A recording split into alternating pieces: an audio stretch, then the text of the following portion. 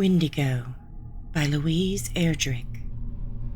For Angela, the Windigo is a flesh-eating, wintry demon with a man buried deep inside of it.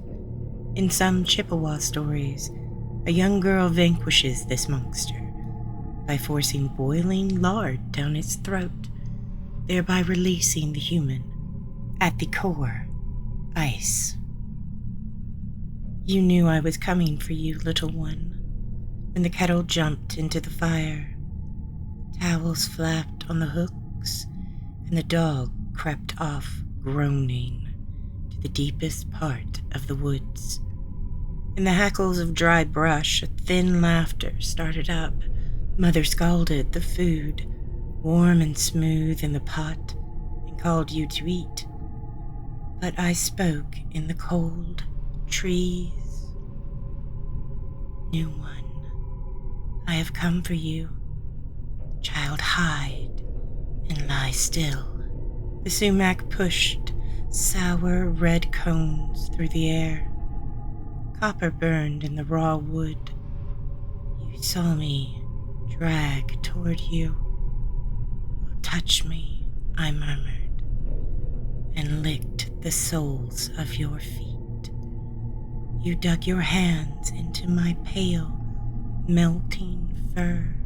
I stole you off, a huge thing in my bristling armor. Steam rolled from my wintry arms. Each leaf shivered from the bushes we passed until they stood naked, spread like the cleaned spines of fish. Then your warm hands hummed over and shoveled themselves full of the ice and the snow.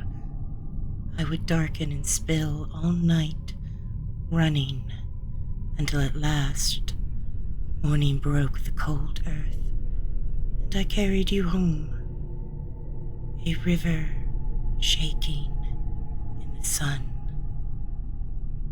All Hallows by Louise Gluck.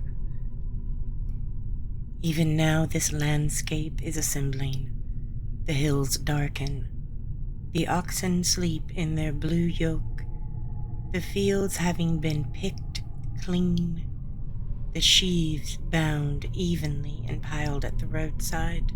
Among cinquefoil as the toothed moon rises.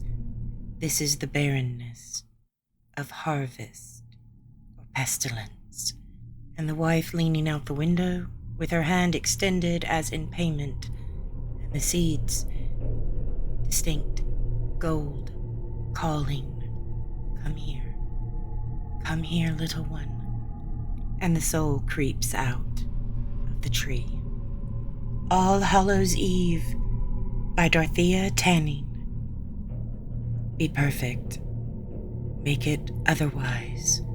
Yesterday is torn in shreds. Lightning's thousand sulfur eyes rip apart the breathing beds. Hear bones crack and pulverize. Doom creeps in on rubber threads. Countless, overwrought housewives, mind unraveling like threads. Try lipstick shades to tranquilize. Fears of age and general dreads. Sit tight, be perfect, swat the spies.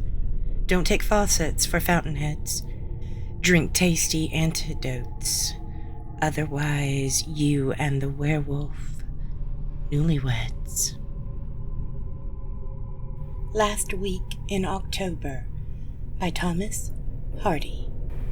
The trees are undressing and fling in many places. On the gray road, the roof, the windowsill, their radiant robes and ribbons and yellow laces. A leaf, each second so, is flung at will. Here, there, another and another, still and still. A spider's web has caught one while downcoming, that stays there dangling when the rest pass on. Like a suspended criminal hangs he, mumming in golden garb, while one yet green, high yon, trembles, as fearing such a fate for himself anon. I met him 15 years ago. I was told there was nothing left. No reason, no conscience, no understanding, and even the most rudimentary sense of life or death, of good or evil, right or wrong. I met this 6-year-old child with this bland, pale, emotionless face and the blackest eyes, the devil's eyes. I spent 8 years trying to reach him, and then another 7 trying to keep him locked up because I realized that what was living behind that boy's eyes was purely and simply evil.